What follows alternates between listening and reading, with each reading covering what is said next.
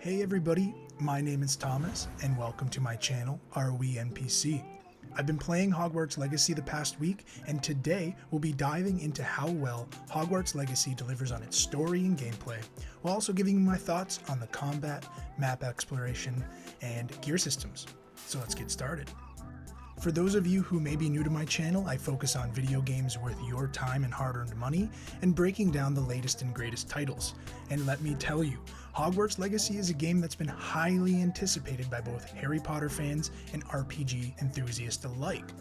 There was a ton of hype leading up to this game, and some controversies as well, but I think this game nailed its release. During my first 5 hours with the game, I was immediately impressed with the immersive world of Hogwarts. The attention to detail in the environments, characters, and magical creatures is truly incredible. The story sets the stage for your journey as a student at Hogwarts, where you'll learn magic and discover the truth behind a mysterious power that threatens the wizarding world. This version of Hogwarts that Avalanche Games has created is the most faithful adaptation of the Harry Potter universe in a video game I have ever seen. Hogwarts itself feels like a winding maze with something to uncover around every corner.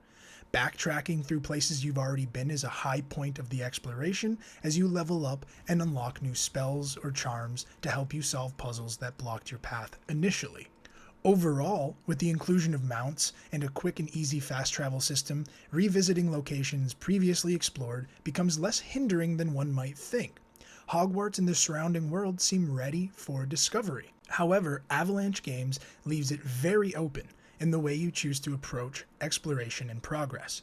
I made it to about level 5 by exploring the school before I left for Hogsmeade for the first time. The pacing is completely up to you. While breaking away from the traditional Harry Potter story arc, Hogwarts Legacy gives us the much-needed reprieve from the boy who lived, and sets its sights on a new story, with a new protagonist and a slew of new enemies attacking Hogwarts and its faculty. While it may be difficult to leave the story and large cast of beloved characters we all know from the books, Avalanche has done a great job bringing new characters to life and making the player feel like an essential plot device out of the gate. Character models look great, besides some of the lip sync being off, and the story has a decent grab. I did find the morality in the game to be engaging, however, it had very little impact on the plot besides changing some dialogue options. While I don't want to spoil anything, at the very end of the story, you have the chance to tell someone your ultimate secret, but it abruptly ends when the same person dies after hearing your plans, meaning no one will ever acknowledge in the game how evil your intentions truly were. When it comes to combat, Hogwarts Legacy delivers an engaging and challenging experience. The aiming system is simple, depending on which control scheme you opt for, and allows you to cast spells with ease. The quick cast system also adds an extra layer of strategy to combat, as you can switch between spells quickly in the heat of battle, setting up unique spell interactions in each of the 4 available loadout slots, or simply assigning all 4 of the same spell type to one loadout for easy locating. The game allows you to block and parry, dodge roll, cast basic attacks and spells, all while feeling complex enough to choose a certain style of combat. My first playthrough, I focused on the dark arts, chaining enemies with my curse to eventually take them all out with a well-timed Avada Kedavra. While I could have focused more on using plants and potions to help in fights, or casting a disillusionment spell before fights to take enemies out in stealth, there are plenty of unique ways to fight that add to the roleplay of a new powerful wizard at Hogwarts. I've already started my second playthrough as a Hufflepuff who will refuse to learn the dark arts, just to see what happens. And to be honest, the dark arts spells are overpowered, which also adds to the immersion of how terrifying the dark arts are in this universe. Lastly, as part of the field guide and a player's 100% completion of the game, there are dual feats, random challenges that pop up on screen with every fight, coaxing you to do something more difficult or fun during combat that you may not know existed. For me, a lot of dual feats taught me a broader way to think about combat. While a lot of enemy types feel similar, the interaction of blowing up a flaming spider, levitating a dugbog by its tongue, or using a troll's club to hit itself in the face during an attack is hilarious and fun. Fighting the same enemy again and again will over time show you the unique weaknesses each enemy has that you can exploit. The enemy AI in the game is okay, with a good variety of enemies that require different tactics to defeat. The elite enemies are particularly fun, as they require a bit more thought and strategy to take down. However, when there are more than 5 or 6 enemies on screen at once, it can be hard to track where attacks are coming from, missing the visual cues that make the combat feel so intuitive.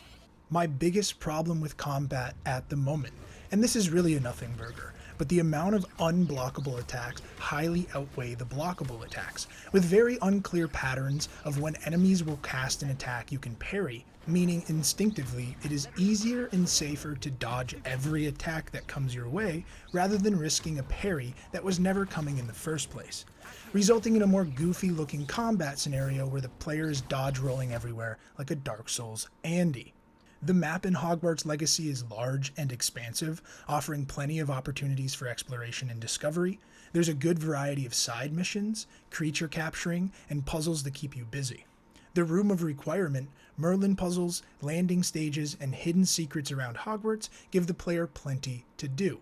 One of the overall best features of the game is the Broom Flight. You can quickly summon your broom with a click of a button, making verticality in a game a non-issue. The broom, however, is not the only mode of transportation you have.